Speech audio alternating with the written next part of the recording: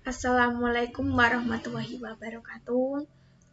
Yang terhormat Ibu Maisyana MPDI, selaku dosen pengampu sejarah pendidikan Islam, serta teman-teman yang berbahagia.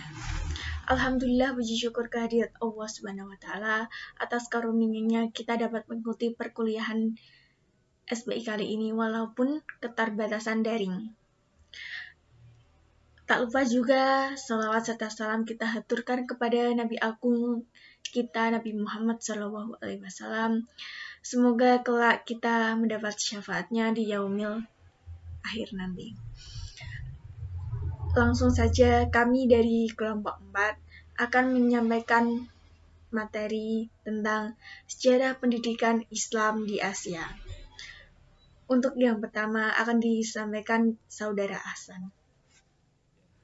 Langsung saja yang pertama yaitu latar belakang.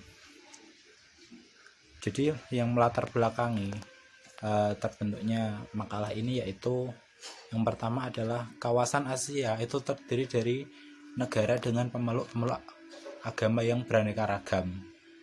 Untuk mengetahui dinamika perkembangan pendidikan Islam, maka diambil sampel-sampel negara-negara dengan mayoritas penduduk yang beragama Islam. Dengan kata lain yaitu di situ rata-rata di negara tersebut penduduknya Islam itu banyak, ya. Jadi penduduknya itu rata-rata beragama Islam.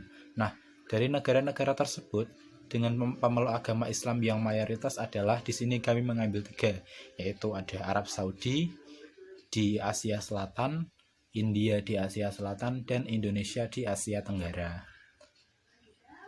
Yang kedua yaitu rumusan masalah.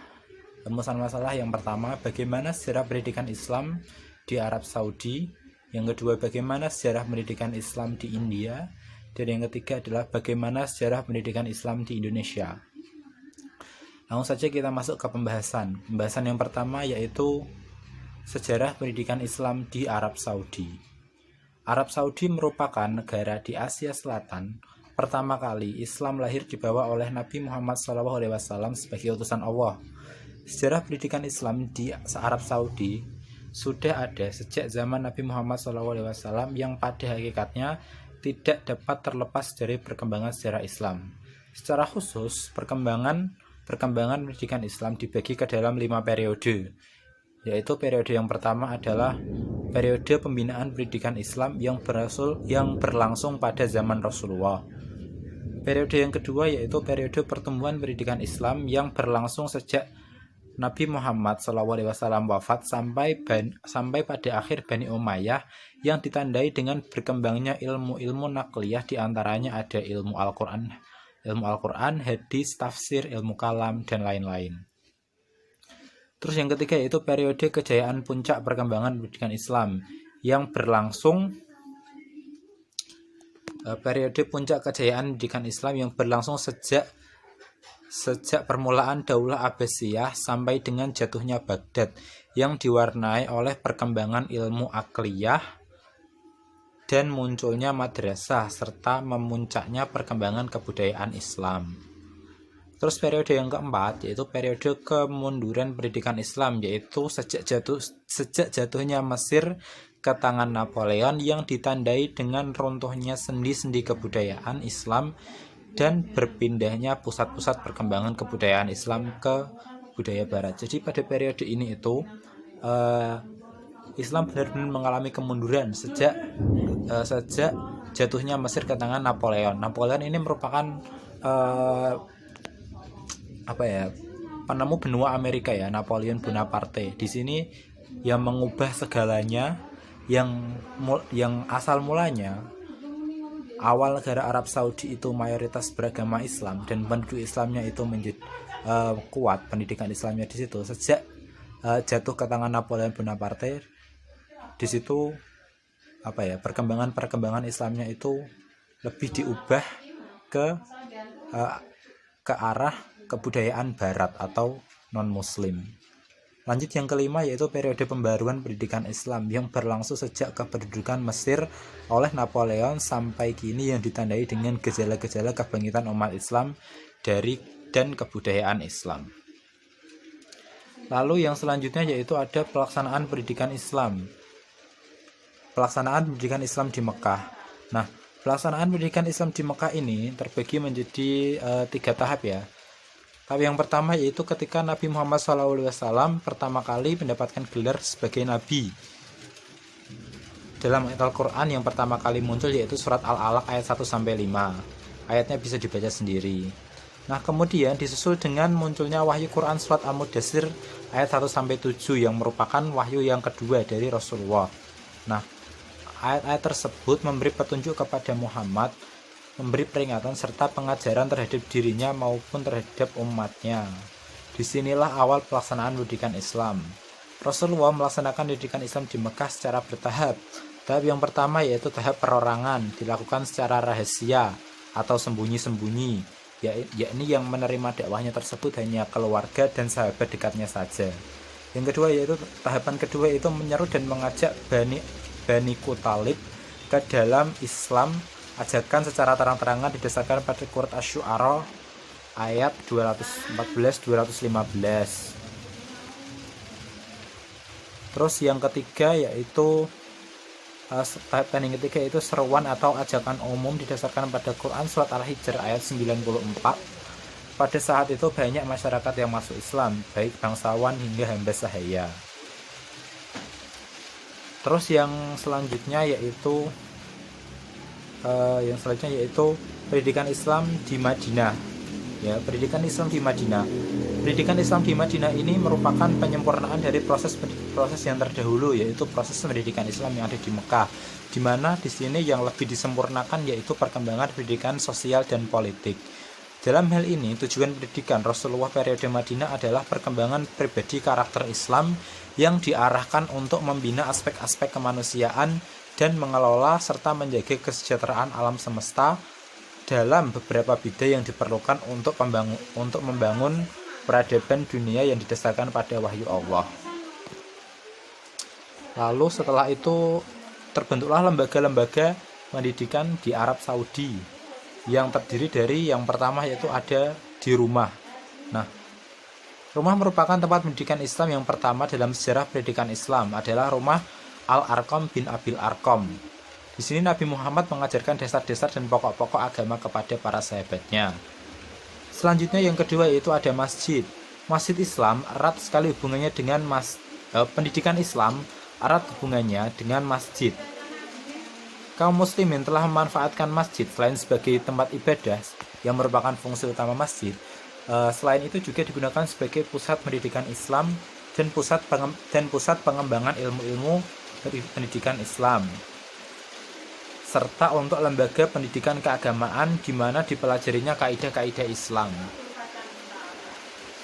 Yang ketiga yaitu ada Kutab. Kutab adalah lembaga pendidikan dasar pertama dalam Islam. Tempat pendidikan Kutab berawal dari rumah-rumah para guru lalu beralih ke pekarangan masjid dan mendirikan bangunan sendiri. Kutab atau maktab berasal dari kata kataba yang berarti menulis atau tempat menulis. Kutab sudah ada sejak zaman pra-Islam yang diperkirakan mulai perkembangannya pada masa Rasulullah SAW.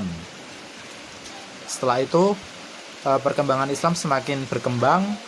Pendidikan Kutab sebenarnya sudah ada sejak zaman Jahiliyah, namun belum begitu terkenal. Namun pada saat itu dibuktikan dengan adanya data sejarah yang menunjukkan bahwa pendidikan Hijaz dan Jahiliyah telah belajar membaca dan menulis untuk pendidikan untuk penduduk Hirah sendiri belajar dari Himyariyin. Nah, seperti itu. Nah, proses pembelajaran di Kutab sendiri itu waktu belajarnya dilakukan setiap hari di setiap hari hingga selesai waktu sholat asar. Namun hari-hari aktif Kutab yaitu hari Sabtu hingga hari Kamis, sedangkan hari Jumat merupakan hari libur. Kutab sendiri dibagi menjadi 3 waktu, yaitu pada waktu pagi sampai duha meliputi pembelajaran Al-Quran, pada waktu duha sampai waktu duhur pelajaran menulis, dan setelah itu murid bisa pulang untuk makan siang dan dilanjutkan dengan ilmu bahasa Arab, syair, dan ilmu-ilmu sampai waktu asar. Itu tadi sejarah pendidikan Islam yang ada di Arab Saudi. Selanjutnya yaitu sejarah pendidikan Islam yang ada di India yang akan dijelaskan oleh Saudara Khalid. Terima kasih. Baik, selanjutnya yaitu pembahasan tentang sejarah pendidikan Islam di India, yaitu di bagian Asia Selatan. Kerajaan yang berada di India yaitu Kerajaan Mughal pada abad ke-16 hingga abad ke-29 Masehi yang didirikan oleh Zaharuddin yang merupakan keturunan Timur Leng. Di sini ada 3 poin. Yang pertama yaitu masa kejayaan pendidikan Islam Kerajaan Mughal. Pada masa ini, pendidikan memperoleh perhatian yang cukup besar sehingga mendirikan masjid untuk beribadah dan belajar agama Islam yang dibimbing para ulama. Selain ada masjid, juga terdapat khandak atau pesantren yang dipimpin oleh ulama. Ada juga perpustakaan yang didirikan oleh kerajaan dinasti Aurangzeb. Yang kedua yaitu masa kemunduran pendidikan Islam Kerajaan Mughal. Masa ini dinamakan Revolusi Multini karena muncul perusahaan Inggris yang memiliki senjata modern untuk melawan pemerintah Mughal. Hal ini dipicu oleh sikap Inggris yang tidak menyertakan Islam dalam parlemen, sehingga banyak masjid yang dihancurkan dan Sultan Mughal diusir dari istana, dan berakhirlah kekuasaan Kerajaan Mughal di India, serta pendidikan yang sudah didirikan mengalami kemunduran. Yang ketiga yaitu masa kebangkitan. Masa kebangkitan pendidikan Islam di India yaitu Syahid Ahmad Khan berusaha menyelamatkan Islam melalui sikap kooperatif terhadap pemerintahan Inggris. Beliau sangat bangga dengan pendidikan para pendahulunya dan mengakui pendidikan yang demikian telah menghasilkan orang-orang besar sepanjang sejarahnya. Di sini saya akan menjelaskan tentang sejarah pendidikan Islam di Indonesia. 1. Pendidikan zaman Kerajaan Islam Samudra Pasai menjadi pusat studi Islam di Asia Tenggara karena fatwa yang tidak biasa diselesaikan ulama di Malaka. Mereka akan meminta bantuan ulama Samudra Pasai. Pendidikan Islam berkembang pesat setelah para ulama mengarang buku-buku pelajaran keislaman dengan bahasa Melayu, seperti karya-karya Hamzah Fanzuri atau Nuruddin Al-Raniri. Metode pembelajaran di lembaga-lembaga pendidikan keislaman yaitu sorogan atau bandungan. Kitab-kitab pesantren biasanya adalah kitab berbahasa Arab. Pada umumnya pelajaran berbentuk syarah seperti fikih, tafsir, nahwu, atau shorof. 2. Pendidikan Islam pada zaman penjajahan. 1. Pendidikan zaman Belanda. Belanda mulai berusaha melumpuhkan pengaruh Islam dan melanjutkan usahanya untuk membinasakan organisasi resmi pendidikan Islam. Dengan demikian, pembaharuan pendidikan Islam telah dimulai semenjak zaman kolonial Belanda. Hal ini ditandai dengan dibangunnya organisasi Islam yang mendirikan sekolah-sekolah Islam dengan metode kurikulum dan tidak lagi di surau. 2. Pendidikan zaman Jepang.